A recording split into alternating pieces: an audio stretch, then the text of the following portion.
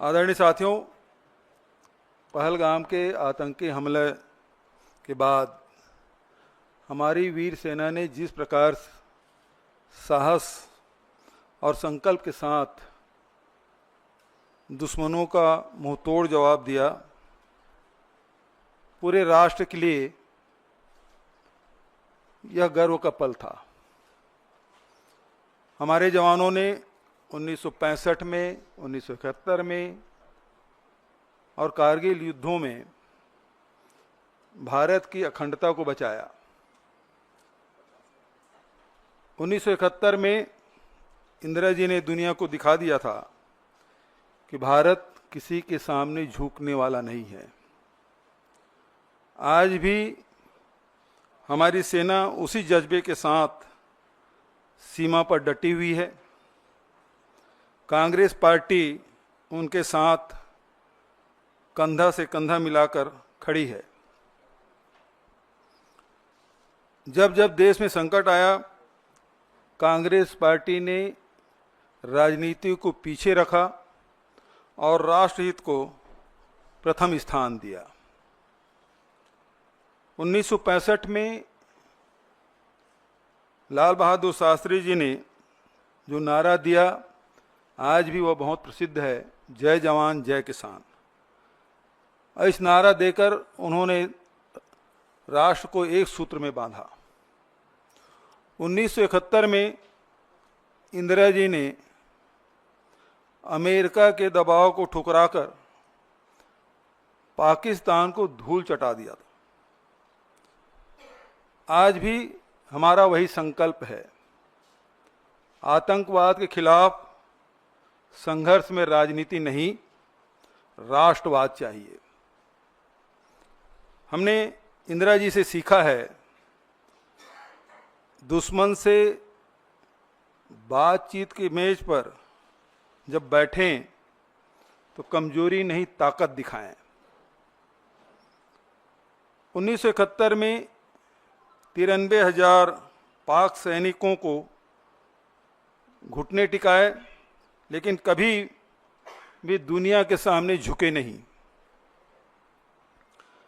आज सरकार से पूछिए, क्या अमेरिका के दबाव में हमने अपनी नीति बदल दी?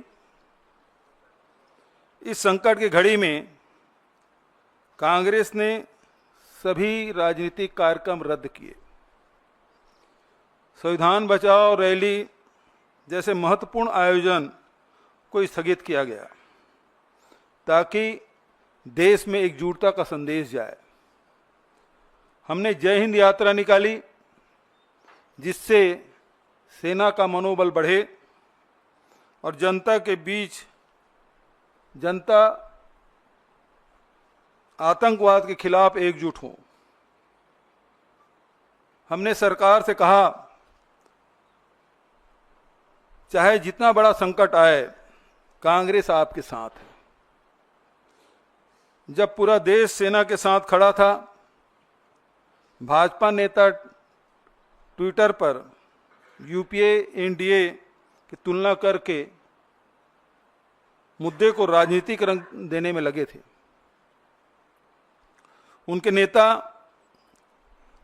हमने सर्जिकल स्ट्राइक किया, कांग्रेस ने कुछ नहीं किया।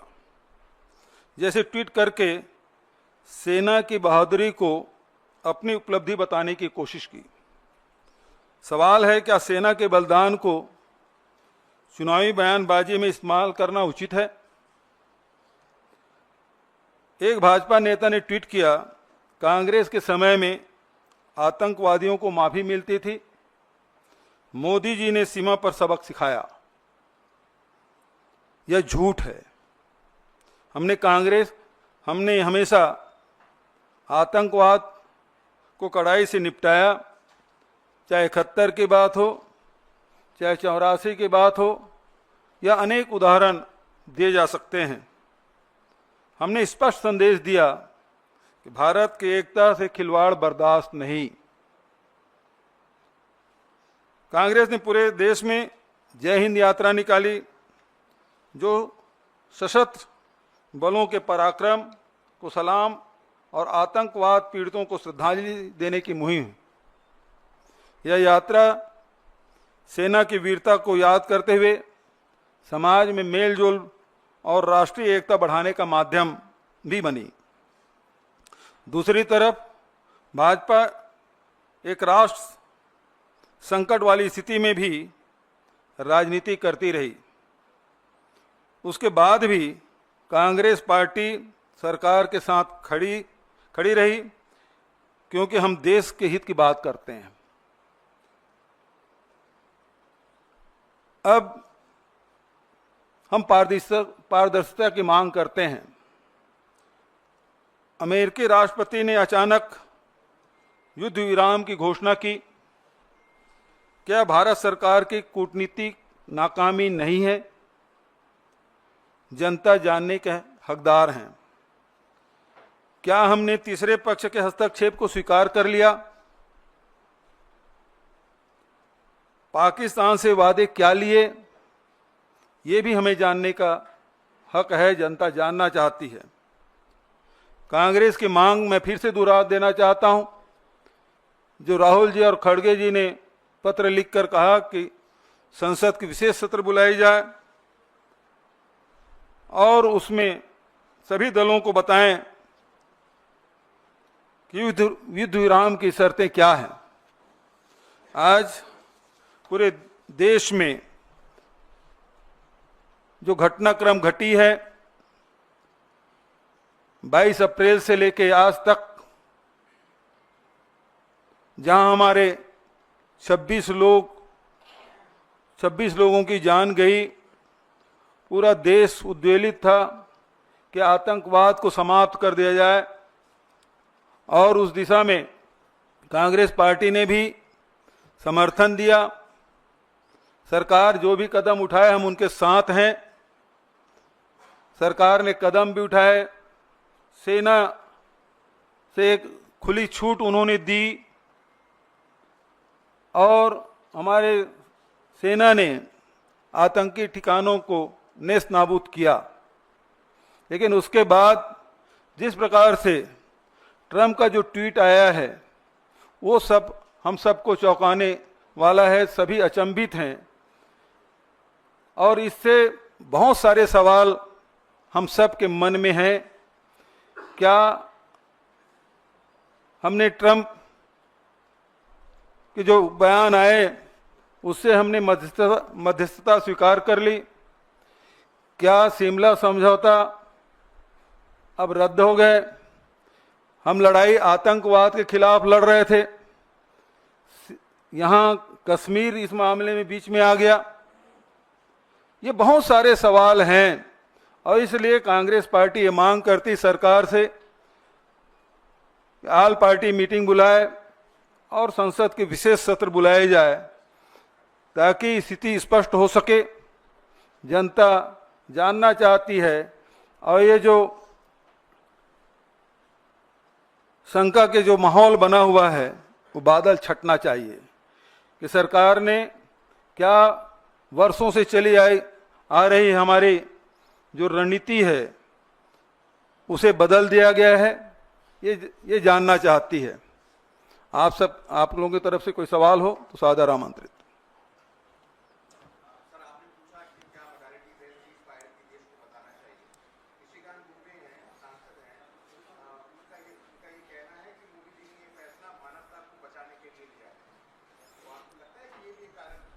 देखिए, सवाल हम सरकार से पूछ रहे हैं, निशिकांत दुबे जी से नहीं। निशिकांत दुबे जी सांसद हैं, वरिष्ठ सांसद हैं।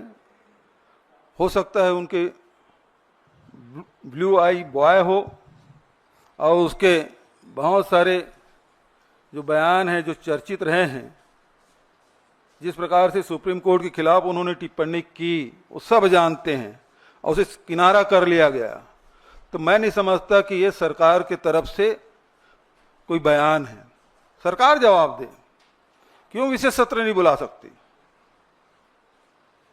इसके पहले भी देखें, जब भी युद्ध होता रहा है उस समय दोनों सदन चले हैं, ये रिकॉर्ड में है। अब क्यों नहीं हो सकता?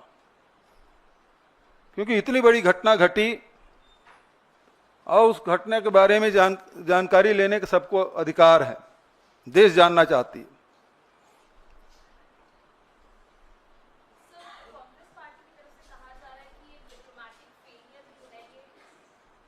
डिप्लोमेटिक फेलियर है सरकार का। पहले आईएमएफ की जो मीटिंग हुई थी उसमें अपनी तरफ नहीं ले पाए और शाम को यूएस प्रेसिडेंट ने आकर डिक्लेयर किया कि ये जो है सीज फायर हो गया है दोनों पार्टीज के बीच में। तो आपको क्या लगता है, क्योंकि आज जो बीजेपी की प्रेस कॉन्फ्रेंस हुई उसमें साफ कर दिया गया पहलगाम का बदला ले लिया गया है, आप तो क्या मानते हैं कि कहीं ना कहीं सरकार का भी एक कम रहा है? सबसे पहली बात ये है कि युद्ध जब ये लड़ाई चल रही थी उस बीच में पाकिस्तान को आईएमएफ के द्वारा $1 बिलियन उसको दिया जाना और उसमें जब फैसले हो रहे थे तो हमारे प्रतिनिधि वहां नहीं थे। दूसरी बात यह है कि अमेरिका के राष्ट्रपति का ट्वीट पहले आता है और उसके बाद दोनों देशों के बयान आते हैं, तो निश्चित रूप से ये कूटनीतिक नाकामी है, इसको सरकार को मानना चाहिए। दूसरी बात, जो अभी आपने भाजपा के प्रवक्ता के जो बात आपने की, तो सवाल ये उठता है कि हमने बदला ले लिया, ये जो वाक्य है इसमें बहुत सारे सवाल उठते हैं। क्या वो 4 या 5 आतंकी आए थे जो 26 लोगों की जान लेके चले गए, वो पकड़े गए या मारे गए? इसका उत्तर आना बाकी है। दूसरा, जब सरकार ने इसे चूक मान ली है तो जिम्मेदारी किस पे ठहराया जा रहा है?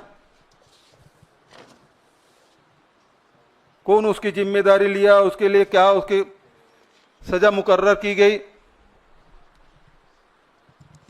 क्या गृह मंत्री जी इस्तीफा दे रहे हैं?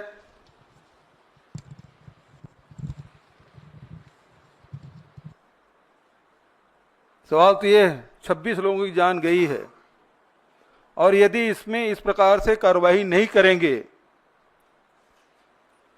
तो निश्चित मान के चलिए कि आने वाले समय में भी इस प्रकार की घटना की यदि पुनरावृत्ति होती है तो किसी पर जिम्मेदारी नहीं ठहराया जाएगा। इसलिए बहुत जरूरी है कि सरकार बताए कि 4 आतंकवादी मारे गए या नहीं, पकड़े गए या नहीं, और ये जो चूक हुई है जब स्वीकार कर लिया है तो उसके लिए जिम्मेदार कौन है, उसे क्या सजा दी जा रही है?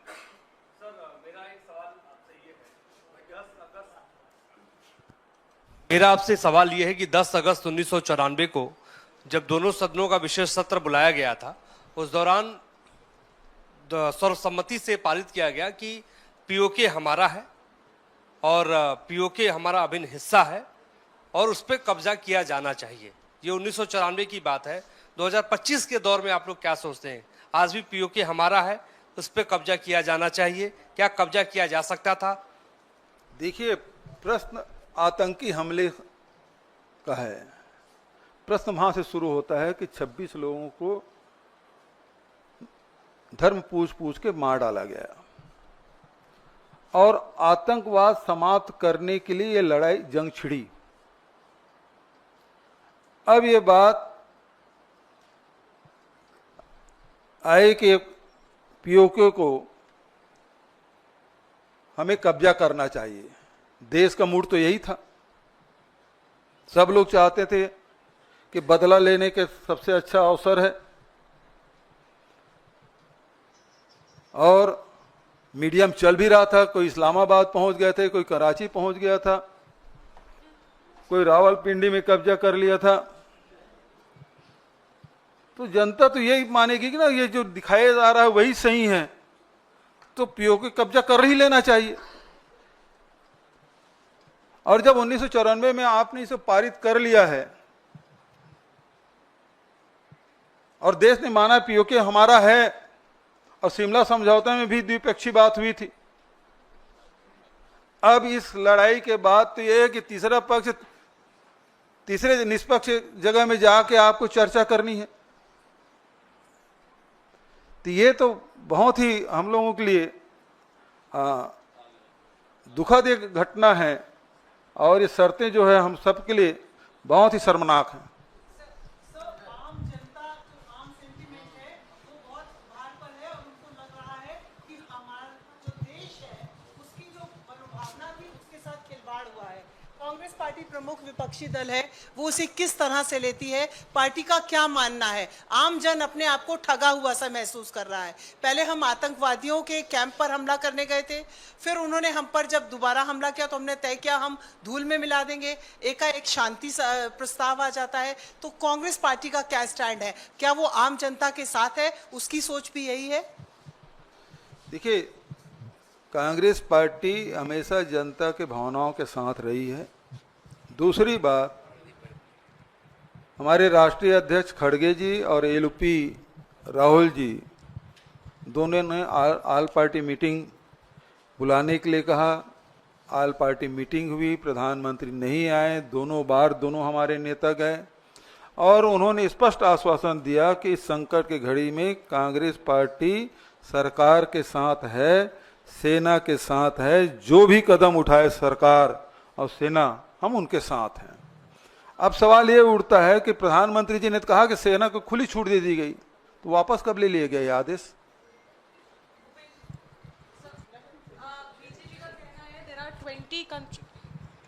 बीजेपी का कहना है कि 20 कंट्रीज जो है उन्होंने सपोर्ट किया है इंडिया को, लेकिन आईएमएफ का लोन तो दे दिया गया पाकिस्तान को। तो कहीं ना कहीं आपको लगता है हमारी फॉरेन पॉलिसी फेल हो गई इस बार? देखिए, एक बात स्पष्ट है कि आप इस लड़ाई में देखें, आपके समर्थन में कौन कौन देश आए। जो रूस हमेशा हमारे साथ खड़ा होता था हर संकट में, वो हमारे साथ नहीं दिखे। आज प्रधानमंत्री जी अमेरिका परस्त हो गए हैं, लेकिन अमेरिका ने उसका पहला बयान क्या था, उसको ध्यान में रखिएगा। तो आज हमारे साथ न पड़ोसी देश हमारे साथ हैं, न विश्व में हमारा कोई साथ देने वाला। स्पष्ट रूप से जब संकट आया तो खड़ा होने वाला कौन सा देश हुआ? जबकि नॉन अलाइनमेंट जब मूवमेंट चला, नेहरू जी से लेके इंदिरा जी और राजीव जी तक कितने देश हमारे साथ खड़े होते थे, और आज हमारे पड़ोसी देश भी हमारे साथ नहीं खड़ा हो रहा है। बघेल साहब इधर। अच्छा, मेरा सवाल ये है कि बीजेपी की भी बड़ी बैठक हुई है और उसमें ये कहा जा रहा है कि बीजेपी ने कहा है कि जैसे पाकिस्तान को धूल चटाया गया है, ये एक पूरा कैंपेन देश भर में चलाएगी बीजेपी और बताएगी लोगों को कैसे धूल चटाया गया, और कांग्रेस पार्टी के सारे सवालों का जवाब भी बीजेपी देगी। आप लोग भी कोई कैंपेन चलाएंगे क्या इस मसले को लेकर? देखिए, एक बात स्पष्ट है, कैंपेन चलाने की जरूरत नहीं है। आप विशेष सत्र बुला लीजिए ना, आल पार्टी मीटिंग बुला लीजिए ना, वहां उन सवालों को जवाब दे दीजिए। कैंपेन चलाने की क्या जरूरत है? एक मंच, दो ही मंच तो बात करें, आल पार्टी मीटिंग और संसद का विशेष सत्र, वहां बुला लीजिए, सारे सवालों के जवाब आ जाएंगे। सवाल से भाग क्यों रहे हैं? आल पार्टी मीटिंग की बैठक में प्रधानमंत्री दो बार नहीं आए, इसीलिए खड़गे जी ने कहा कि अब आल पार्टी मीटिंग होगी और यदि प्रधानमंत्री नहीं आए तो हम उसका बाइकाट करेंगे, हम नहीं जाएंगे उसमें। बघेल जी, भारत और पाकिस्तान के बीच युद्ध विराम एक तीसरे देश की मध्यस्थता के बाद हुई और इसकी औपचारिक घोषणा भी किसी तीसरे मुल्क के राष्ट्रपति ने की है। क्या आपको ये लगता है कि भारत सरकार के परंपरागत रूप से जो स्टैंड थे उसके साथ खिलवाड़ हुआ है और देश की जनता के भावनाओं के साथ विश्वासघात हुआ है? बिल्कुल, दोनों बात, दोनों आपके दोनों सवाल में ही उसका उत्तर है कि हम वर्षों से जो हमारी जो विदेश नीति रही है उसमें बदलाव हुआ है, यही तो हम सवाल कर रहे हैं, क्या आपने बदल दिया है? दूसरा, देश की जनता के साथ के भावनाओं के साथ खिलवाड़ हुआ है, देश की जनता अचंभित है, ये कैसे हो गया? कि जो विश्व गुरु की बात होने की बात करते, विश्व गुरु को छोड़ दीजिए, उसके पहले भी आप देख लीजिए कि नेहरू जी से लेके इंदिरा जी और राजीव जी तक के जो नॉन अलाइनमेंट वाली बात एक ताकत के रूप में भारत को देखा जाता था, आज अमेरिका जो भी कहे हम सुनने और मानने के तैयार हैं। 1000 साल पुराना हमारी समस्या है कश्मीर, एक बार नहीं 2-2 बार बोल रहे हैं ट्रंप जी, लेकिन उसका प्रतिवाद भी हम नहीं कर पा रहे। हमारी स्थिति ये हो गई है, इतनी दयनीय स्थिति हमारी हो गई है।